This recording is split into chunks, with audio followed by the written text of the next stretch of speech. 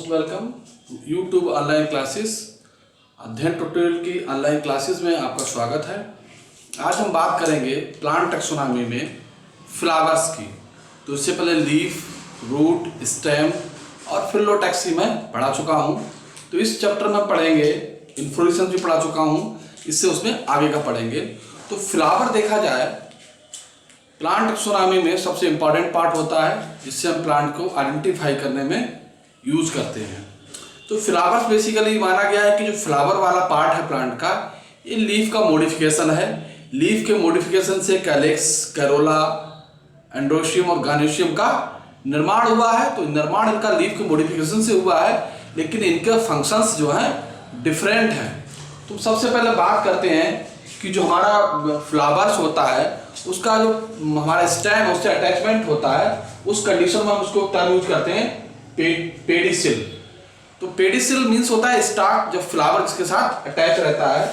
जैसे हमारा कोई फ्लावर है और यहाँ से निकल रहा है, ये फ्लावर है हमारा, और ये अटैचमेंट जो है ये कहलाता है पेडिसिल। तो पेडिसिल जो है वो फ्लावर और स्टेम के बीच अटैचमेंट का पॉइंट होता है, जिसे हम पेडिसिल कहते हैं। अब ये जो फ्लावर अगर अटैचमेंट ना हो, फ्लावर हमारा सीधे यहां से निकलता हुआ दिखाई दे रहा हो, तो ये कंडीशन कहलाती है सिसाइल कंडीशन। इसी को हम रिसेप्टिकल भी कहते हैं, लगा हुआ इसके ऊपर होता है। उसके बाद हमारा अगला टर्म आता है ब्रैक्ट। तो ब्रैक्ट क्या होता है कि जहां से फ्लावर निकल रहा है, यहां पर एक्सिस से जहां से निकला है, इन पर एक लीफ लाइक स्ट्रक्चर होता है इस तरीके से लगा हुआ, जिसे हम कहते हैं ब्रैक्ट। ब्रैक्ट कहलाता है। अब इसके नीचे भी और कोई लगा हुआ है, साइड में लगा हुआ है या, तो वो कहलाता है ब्रैक्टियोल्स। अब हमारा आता है कि एक टर्म आता है स्पथ। तो बेसिकली हम बात करते हैं फ्लावर का अटैचमेंट हो गया, फ्लावर के पार्ट की बात करते हैं। तो फ्लावर में जो मेन पार्ट होते हैं बेसिकली वो हमारा होता है कैलिक्स, कोरोला,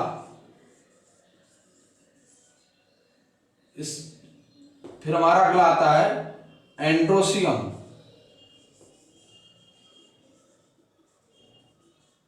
और गायनेशियम।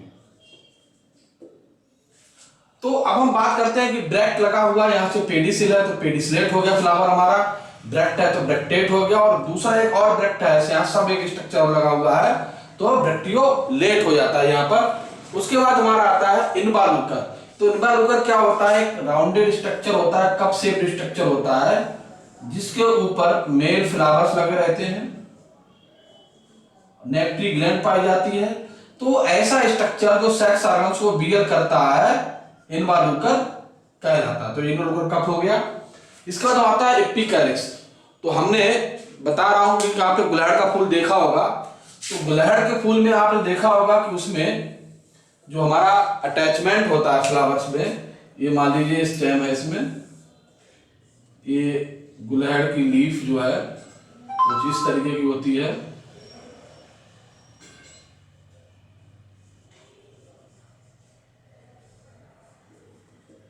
अब यहां से फ्लावर निकल रहा है, तो यहां पे हम देखेंगे कुछ इस तरीके की संरचना होती है, और इनके बीच में से एक इस तरीके की संरचना। तो ये जो है एपिकैलिक्स कहलाते हैं, एपिकैलिक्स कहलाते हैं। अब यहां से जो ये स्ट्रक्चर है, ये हमारा स्ट्रक्चर जो है, ये स्ट्रक्चर बनता है, ये कैलिक्स हो गया, ये कैलिक्स हो गया हमारा। अब यहां से जो है कैलिक्स के अंदर से कलरफुल भाग निकलेगा, ये कलरफुल लगे रहते हैं। तो ये हमारा हो गया कोरोला। तो ये कैलिक्स एपिकैलिक्स हो गया, ये कैलिक्स हो गया, कोरोला। अगर यहां पर जो मिलेंगे वो हो गए ब्रैक्ट। तो इस तरीके से हमारा स्ट्रक्चर पाया जाता है। अब उसके बाद हम बात करते हैं कि फ्लावर हमारा एक कंडीशन आती है कंप्लीट और इनकम्प्लीट। तो बेसिकली जो हम प्लांट में देखते हैं क्या होना चाहिए, तो प्लांट में अगर कैलिक्स, करोला, एंड्रोशियम, गानोशियम ये चारों चीजें हैं, तो फ्लावर हमारा कहलाएगा कंप्लीट। और इनमें से एक भी चीज एब्सेंट है तो फ्लावर हमारा हो जाएगा इनकम्प्लीट, चाहे करोला एब्सेंट हो, कैलिक्स एब्सेंट हो, एंड्रोसियम एब्सेंट हो, गैलिसियम, कोई एक चीज, एक सर्किल एब्सेंट है। जितने भी ये पार्ट है फ्लावर्स के, जितने भी स्ट्रक्चर हैं, एक चक्र में लगे रहते हैं, इन्हीं सर्किल में लगे रहते हैं, होल्स में लगे रहते हैं। तो एक भी अगर सर्किल कम है तो फ्लावर हमारा होगा इनकम्प्लीट फ्लावर होगा। फिर अगला टर्म हमारा आता है एक्टिनोमॉर्फिक। फ्लावर्स को जब हम बराबर सिमेट्री से काट सकें, मान लो कि फ्लावर्स है, ब्लड का फ्लावर है, अब उसे हम चाहे इस एक्सिस से काटे, चाहे इस एक्सिस से काटे, चाहे इस एक्सिस से काटे, दो बराबर भागों में अगर बट रहा है तो वो हमारा कहलाएगा एक्टिनोमॉर्फिक फ्लावर। और दो भागों में एक अलग अलग डायरेक्शन से नहीं डिवाइड हो पा रहा, फ्लावर इज जाइगोमॉर्फिक। तो आप ब्लड देखो, एक्टिनोमॉर्फिक हमारा फ्लावर है, सरसों का फ्लावर देखो एक्टिनोमॉर्फिक है। तो ऐसा फ्लावर जैसे हम किसी भाग से ही काट रहे हैं, दो बराबर भागों में बढ़ जाता है एक्टिनोमॉर्फिक। और लेगुमिनेसिव फ्लावर्स हम देखें, एक भाग चौड़ा होता है, एक छोटा होता है, मटर का पौधा देखें, तो उसको अगर डिवाइड करें तो एक बार ही एक एक्सिस से दो भागों में डिवाइड होगा, अलग अलग एक्सिस दो भागों में डिवाइड नहीं होगा। तो ऐसे फ्लावर हमारे कहलाते हैं जाइगोमॉर्फिक फ्लावर। अब बात आती है हर्माफ्रोडाइट। हमारा टर्म एक आता है हर्माफ्रोडाइट। तो हर्माफ्रोडाइट में क्या होता है? हर्माफ्रोडाइट मीन्स होता है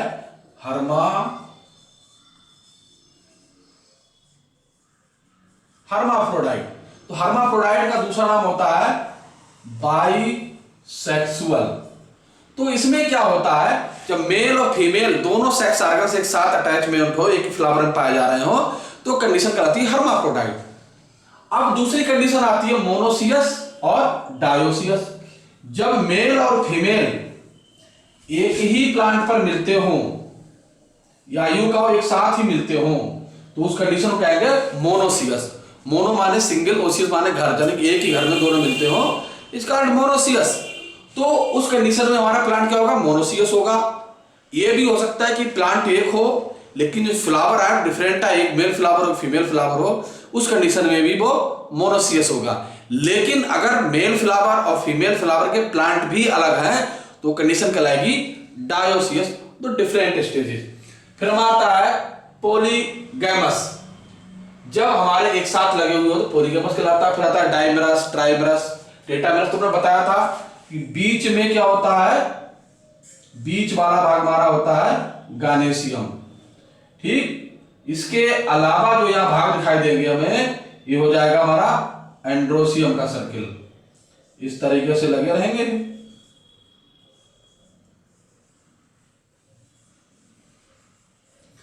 तो एक नंबर हमारा गानेसियम हो गया, दो नंबर हमारा एंड्रोसियम होगा। अब हमारा ये बारह भाग आता है, ये कहलाता है कोरोला। ये इसके ऊपर होगा,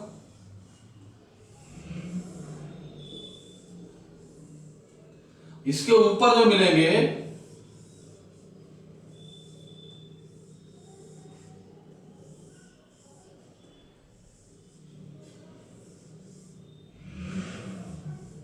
ये हमारा हो जाता है कैलिक्स। तो कैलिक्स, करोला और एंड्रोसियम और गानेसियम। तो इस तरीके से सर्किल में पूरे पाए जा रहे हैं। अगर दो सर्किल है तो डाइमेरस, तीन है तो ट्राइमेरस, चारों है तो चारमेरस। अब अगर ब्लड का फुल है तो पांच होते हैं, उसमें एपिकैलिक्स भी मिलते हैं, तो हमारा पेंटामेरस हो जाएगा। तो इस तरीके से हम डाइमेरस, ट्राइमेरस, पेंटामेरस, टेट्रामेरस की बात करते हो तो वो फ्लावर जितने सर्किल में हमारे ऑर्गन्स लगे हुए हैं, कैलिक्स, कोरोला लगे हुए हैं, वो हमारे मिरस कहलाता है। तो तीन में अगर लगे हुए हैं तो ट्राइमेरस, चार है तो टेट्रामेरस, पांच है तो पेंटामेरस कंडीशन कहलाती है। अब हम बात करते हैं कैलिक्स की।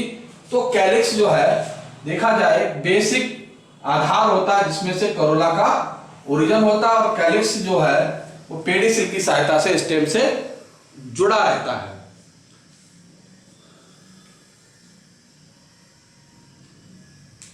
अब उसके बाद जब टेट्रागाइनस, पेटागाइनस आती है, उसके बाद एक कंडीशन आती है, दो कंडीशन होती है, हाइपोगाइनस, हाइपोगाइनस फ्लावर, एपिगाइनस और पेरिगाइनस। तो ये 3 फ्लावर कंडीशन होती है, इन पर बात करेंगे। तो हम देखते हैं कि ये हमारा है स्टिग्मा, जो ओवरी के ऊपर लगा रहता है, ये ओवरी बनी हुई है।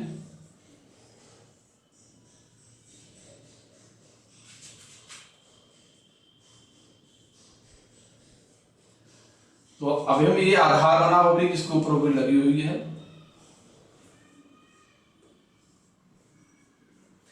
ये हमारा है स्टिग्मा, ये हमारी ओवरी। जब सेक्स ऑर्गन्स ओवरी के बेस से निकलते हैं, यहां इस तरीके से निकलते हैं, स्टामिन निकल रहा है आधार से, हमारी कंडीशन क्या कहलाएगी? हाइपोगाइनस।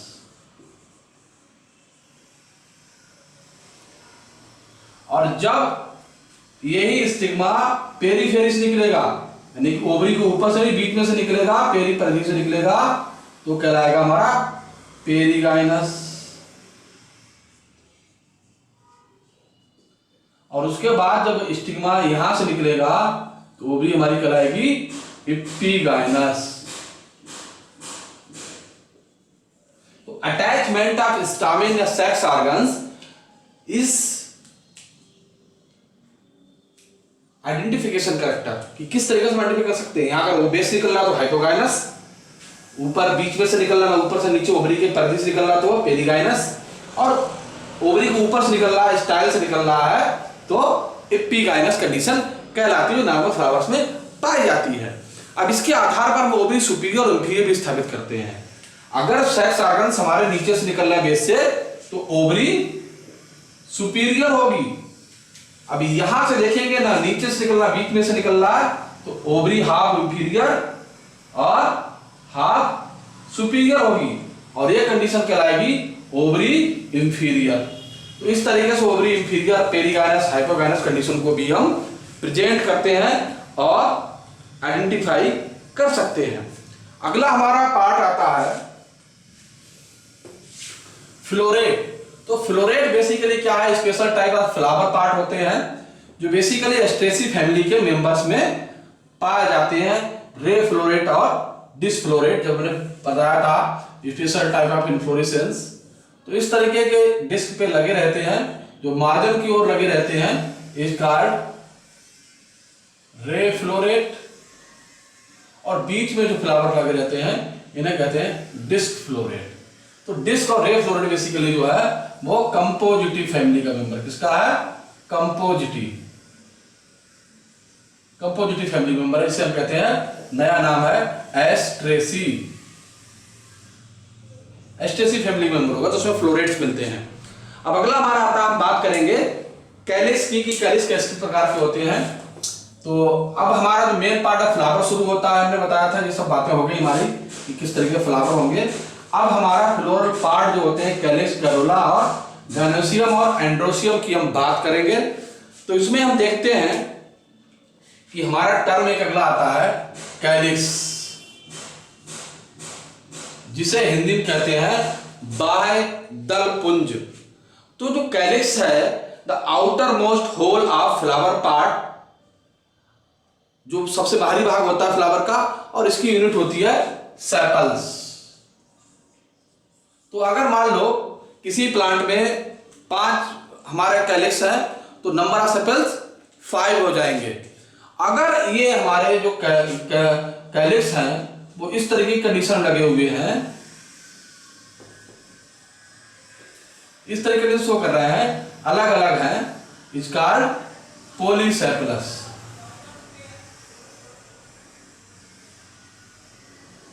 तो पॉलीसेपलस कंडीशन होगी। लेकिन अगर वो इस तरीके से लगे हुए हैं, ऊपर तो आइडेंटिफाई है, नीचे से फ्यूज्ड है, इसका गैमोसेपलस कंडीशन कहलाएगी। अब दूसरी कंडीशन ये होती है कि कभी कभी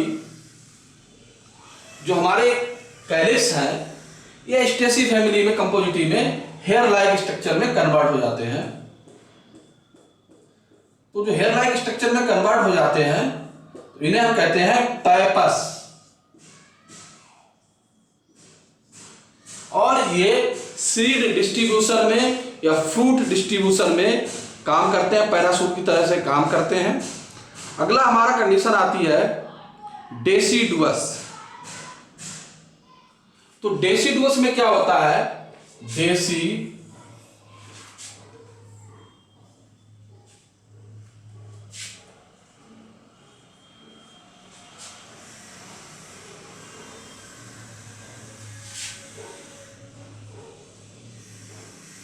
इसमें क्या होता है, इस टर्म का मतलब होता है कि जब रिप्रोडक्शन कंप्लीट हो जाता है, यानी कि जब फ्लावर्स में फर्टिलाइजेशन हो जाता है, मेल फीमेल फ्यूजन हो जाता है, तो उस समय हमारे जो कैलिक्स है वो गिर जाते हैं, डिस्ट्रॉय हो जाते हैं। उस कंडीशन को कहते हैं डेसिडुअस। फिर हमारा था परसिस्टेंट कैलिक्स। अगला टर्म हमारा आता है परसिस्टेंट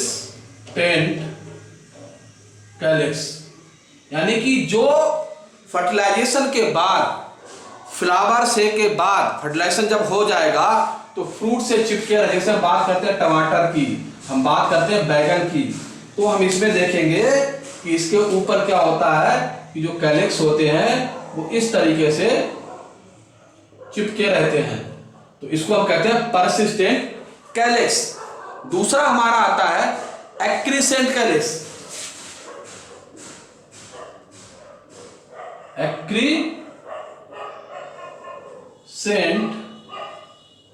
कैलिक्स, तो आपने एक खाया होगा, फ्रूट्स आता है एक, जिसे फाइलेक्स कहते हैं, और उसमें क्या होता है कि फ्रूट्स इस तरह के लगा रहता है, और जो कैलिक्स होते हैं इस फ्रूट को पूरी तरीके से कवर कर लेते हैं। शहरों में रसभरी के नाम से बिकता है, और इस तरीके से ये फ्रूट पूरा कवर हो जाता है, तो इसे हम कहते हैं एक्रीसेंट कैलिक्स कहते हैं इसको हम। फिर हमारा आता है कैलिकुलस, एक टर्म आता है कैलिकुलस कंडीशन। तो कैलिकुलस क्या होता है कि ये कैलिक्स से रिलेटेड नहीं है। इसमें क्या होता है, जो ब्रैक्ट होते हैं वो कैलिक्स जैसे लगते हैं, रिजम्बलिंग करते हैं, समानता शो करते हैं, तो ब्रैक्ट कैलिक्स ना होकर ब्रैक्ट ही कैलिक्स जैसे लगते हैं, तो उस कंडीशन को कहते हैं कैलिकुलस कंडीशन। अगला हमारा तो हमारा ये स्ट्रक्चर हो गया हमारा पेपस, पॉलीसेप्लस, गैमोसेप्लस, परसिस्टेंट कैलिक्स और एक्रीसेंट कैलिक्स। तो ये बेसिकली पोजीशंस जो है हमारे, जो हम पढ़ेंगे फैमिली, उसमें ये पोजीशंस हमें मिल जाएंगी।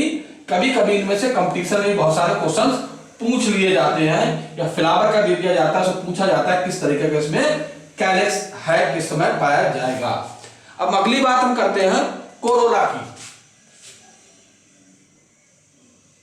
तो कोरोला क्या है, जो फ्लावर का कलर पार्ट होता है और कैलिक्स के अंदर समटा हुआ होता है, कैलिक्स से निकलता है, कोरोला कहलाता है। तो कोरोला की जो यूनिट होती है बेसिकली वो पेटल्स होती है, पेटल्स कहलाती है यूनिट कोरोला की। जितने कोरोला होंगे उतने नंबर ऑफ पेटल्स हो जाएंगे। अब इनमें भी कंडीशंस है कि कोरोला अगर हमारे अलग अलग हैं, जैसे कि हम बेसिकली में देखते हैं, तो ये हमारा कंडीशन कहलाएगी पॉलीपेटलस कंडीशन। और अगर इस तरीके से कोरोला मिल रहा है हमें, फ्लावर पूरा हमारा है, यहां से निकल रहा है स्टिग्मा वगैरह, तो ये कहलाता है गैमोपेटलस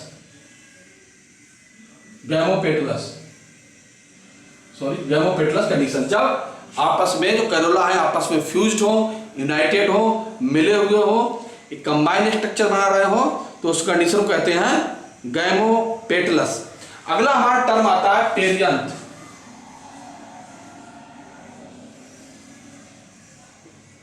तो पेरियंथ कंडीशन क्या होती है, जब कैलिक्स कोरोला आपस में अलग दिखाई देते हो, लेकिन आपस में इतने फ्यूज्ड हो उनको अलग नहीं किया जा सकता है। This condition is called perianth. अब दूसरी कंडीशन हमारी आती है कि एक्लेमाइडियस, एक कंडीशन हमारी आती है एक्लेमाइडियस कंडीशन आती है, जिस पर अभी बात करते हैं। तो एक्लेमाइडियस में क्या होता है कि हमारा जो फ्लावर्स होता है उसमें पेरियंथ नहीं होते हैं। एक्लेमाइडस,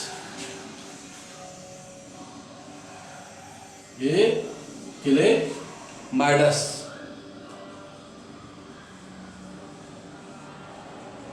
तो इसमें क्या होता है, बिना फ्लावर के, नेकेड, बिना उसके जो फ्लावर्स पाया जाएगा तो हो जाएगा एक्लेमाइडियस। अब हम बताते हैं लोडिक्यूल्स, अगला शब्द हमारा होता है लोडिक्यूल्स। लोडिक्यूल, तो लोडिक्यूल क्या है, बेसिकली ये स्ट्रक्चर जो बेसिकली है, इससे हम पता कर सकते हैं कि लोडिक्यूल्स बेसिकली मिलता है वो मोनोकार्ड्स फैमिली मिलता है, पोएसी मिलेगा, साइप्रेसी मिलेगा और ग्रासिस में मिलता है। इसमें क्या होता है कि जो पेरियंथ होता है बहुत माइन्यूट सा पार्ट होता है जिसको हम लोडिक्यूल कहते हैं। तो ये हमारा आज जो बात कर रहे थे हम कैलिक्स और कैरोला की। कल हम बात करेंगे एस्टिवेशन। तो एस्टिवेशन में क्या करेंगे कि कैलिक्स कैरोला का अरेंजमेंट कैसे है, बराबर लगे हुए एक दूसरे के साथ अल्टरनेट लगे हुए हैं, तो इस पर हम कल चर्चा करेंगे एस्टिवेशन पर।